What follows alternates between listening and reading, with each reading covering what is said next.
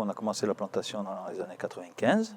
On a commencé à planter là du pomelo. C'était encore dans la suite de la restructuration. Je les ai laissés jusqu'en 2007 en conventionnel et on a voulu les passer en bio, étant donné qu'ici c'était un terrain difficile pour avoir les fumures, essayer de changer, de voir pourquoi les fruits je n'arrivais pas à produire, ils ne tenaient pas bien. Et voilà. Il y a aussi des critères. C'est comme dans la clémentine IGP. Maintenant le pomelo il est passé IGP, donc on a aussi cette marque-là pour se différencier de la qualité de tous les autres pomelos qui peuvent venir en France.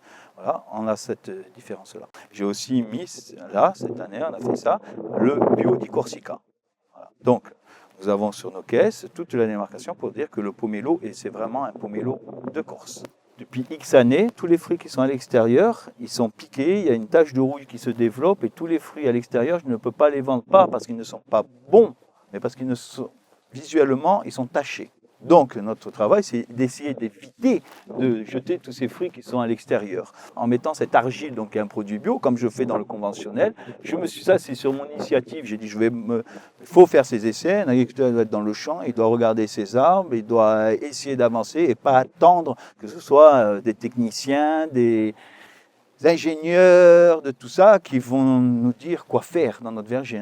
Donc c'est une protection déjà qui est contre la cicadelle et contre la cératite, qui est la même chose que les clémentines. Quand le fruit est mûr, bien, pique le fruit et le fruit tombe.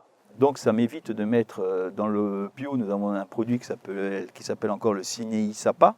C'est un produit bio qui met, c'est un attractif, le papillon vient, il pique. Là, avec l'argile, le papillon, il ne le voit pas. Pour lui, le fruit n'est pas jaune. C'est en essayant ce produit-là où je suis très content, tout ça, c'est que tous mes fruits qui sont à l'extérieur, ils sont commercialisables. Je peux donc, bien entendu, les ramasser et les vendre. Voilà. Et tout ça, c'est aussi en amenant de l'engrais, bien sûr bio, c'est bio, à certaines périodes, pas n'importe comment. Là, il a les fruits et il commence à pousser. Et dans 1 mois ou 2 mois, il va faire des fleurs. Et dans 3 mois, il va recommencer à faire des fruits alors qu'on n'aura pas fini de ramasser les fruits. Voilà. Donc l'arbre a besoin d'être alimenté toute l'année. C'est une très bonne année cette année, et bien sûr, j'ai une belle récolte et tout ça. Mais dans le pomelo, c'est quand même un arbre qui charge beaucoup. Parce que le fruit, bien entendu, il fait déjà des 300-400 grammes de moyenne. Que la clémentine, on est dans des 80 grammes. Donc même si on a moins de fruits dans l'arbre, bien entendu, on fait des tonnages exceptionnels. Et mes arbres, ils se portent très bien. Avant mes arbres, il y a quelques années, avant de passer dans le bio, quand j'étais dans le produit conventionnel, on mettait n'importe quoi au sol et mes arbres étaient jaunes. Ouais, ils n'étaient pas bien. Et là, en même temps, comme il faut, l'engrais, l'eau, de l'engrais tardif, mes arbres se portent mieux. J'ai attaqué la récolte des pomelos maintenant. Je n'ai pas déclenché aussi la récolte comme ça, en me levant le matin en me disant « je vais ramasser ». Non, j'ai fait une analyse du fruit. Regardez s'il était dans les normes. IGP et s'il était aussi bon. Donc on goûte un peu le pomelo, on le goûte un peu, on voit qu'il est bon.